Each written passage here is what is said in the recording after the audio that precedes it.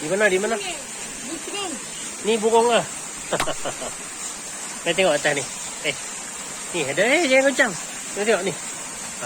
Tu. Nampak kan semua orang? Saya tengah makan ni. Tu. Kak. Ini tu. Ambil. Kamu tu nampak tak ada burung di sini? Mana? Ada burung ke? Burung kecil Hijau.